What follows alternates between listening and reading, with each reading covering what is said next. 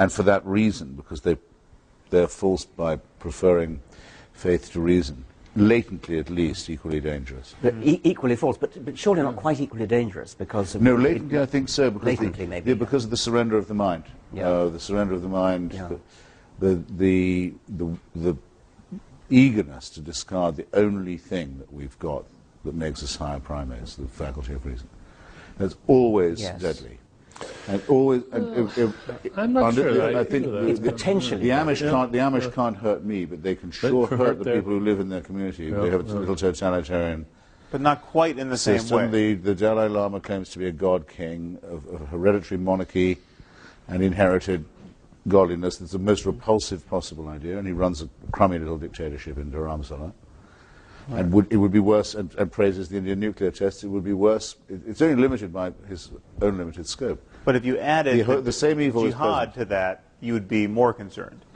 Well, look, every time I've ever debated with Islamists, they've all said, you've just offended 1 billion Muslims, as if they spoke for them. Right. As if there's a definite threat to this menace, a military tone, to what they say. In other words, if they'd said, you've just offended me as a Muslim, it doesn't sound quite the same, does it? If they were the only one who believed in the Prophet Muhammad. No, it's 1 billion.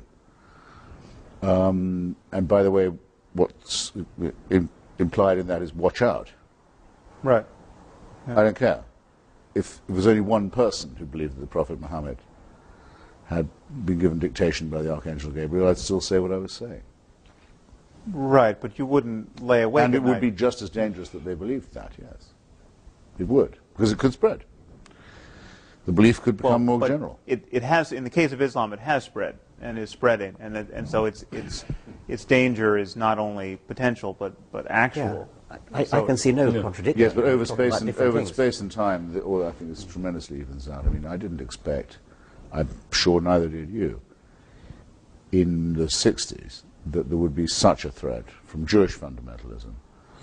Relatively small numbers, but in a very important place, strategic place, and deciding to try and bring on the Messiah by stealing other people's land and trying to bring on the end. Yeah. It's numerically, it's extremely small. Right. But the consequences that it's had have been absolutely calamitous. And we didn't used to think, actually, of Judaism as a threat in that way at all. Yeah. Until the Zionist movement annexed the Messianic, or fused with it, because the Messianists didn't used to be Zionists, as you know. So you never know when it's going to be next. I agree. I'm not likely to have my throat cut at the supermarket by a Quaker. Yes. But the Quakers do a lot of the work by saying we preach non-resistance to evil. Right. That's as wicked a position as you could possibly hold. Given the right context. I mean, what could be more revolting than that? Yeah. Say, you see evil and violence and cruelty and you don't fight it. Yeah, they're free riders. Yeah. Okay. Read Franklin on what the Quakers were like at the crucial moment in Philadelphia when there had to be a battle over freedom, and see why people despised them. I would have then said the Quakerism was actually quite a serious danger to the United States. So it's a matter of space and time. But no, they're all equally rotten, false, dishonest, corrupt, humorless, and dangerous. It's true. I mean, there's one point you make here that I think we should say a little more about, is that you almost can never quite anticipate the danger of unreason. I mean, when your mode of interacting with others and the universe is to affirm truths you're in no position to affirm, the liabilities of that are potentially infinite. I mean, you just don't know. So to take a case that I raised a moment ago, stem cell research, you don't know going in that the idea that the soul enters the zygote at the moment of conception is a terrible idea. I mean, it seems a totally benign idea until you invent something like stem cell research, where it stands in the way of incredibly promising, life-saving research. And so there's something about dogmatism which you can almost never foresee how many lives it's going to cost, because its conflict with reality just erupts. Well, that's why I think of the moment where everything went wrong is the moment when the Jewish Hellenists were defeated by the Jewish Messianists, the celebration now benignly known as Hanukkah. So as it can not clash with Christmas. That's where the human race took its worst turn. There's a few people But they re-established the animal sacrifices, the circumcision, and the cult of Yahweh over Hellenism and philosophy, and Christianity is a plagiarism of that. Christianity would never have happened, and nor would Islam. Right. I've no doubt there would have been other crazed cults and so forth, but there might have been a chance to not destroy Hellenistic civilization. Well, it's not a matter of numbers.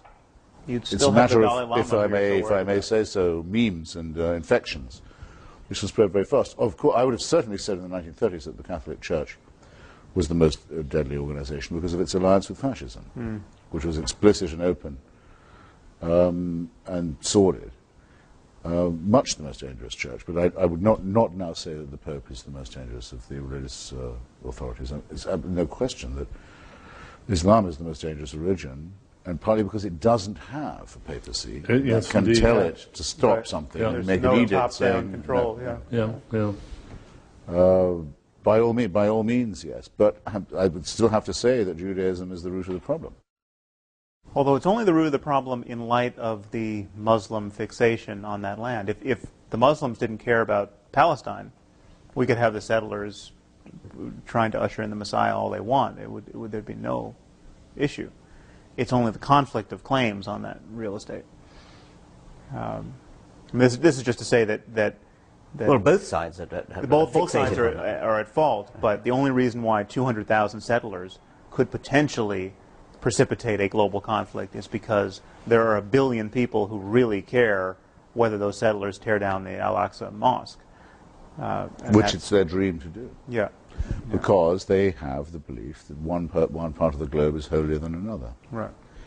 Than which no belief could be more insane or irrational or indecent. And so just a few of them holding that view and having the power to make it real is enough to risk a civilizational conflict which civilization could lose. I mean, I think we'll be very lucky if we get through this conflict without a nuclear exchange.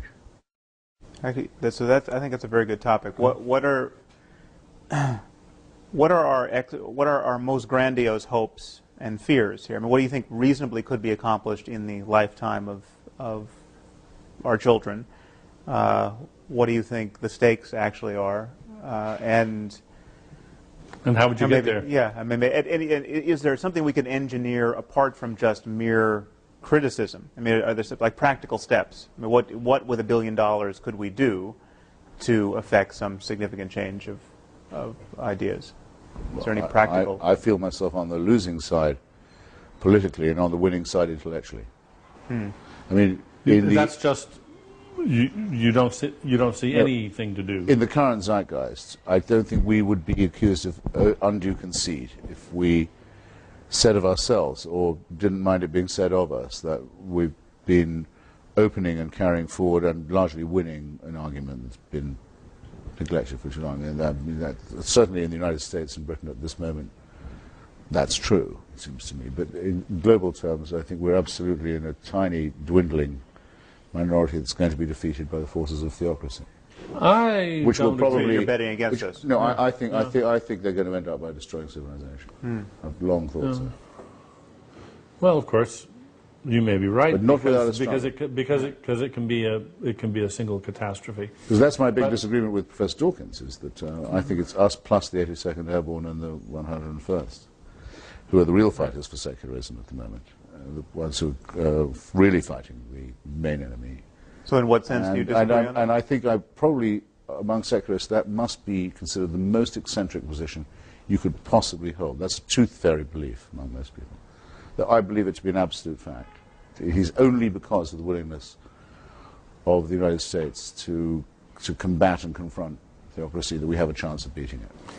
Our arguments are absolutely of no relevance in that respect. No, you may have many more takers, although not on the territory of Iraq.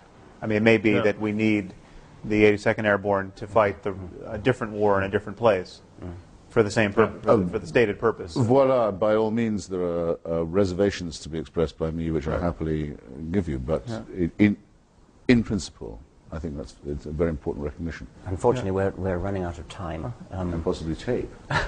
I think we've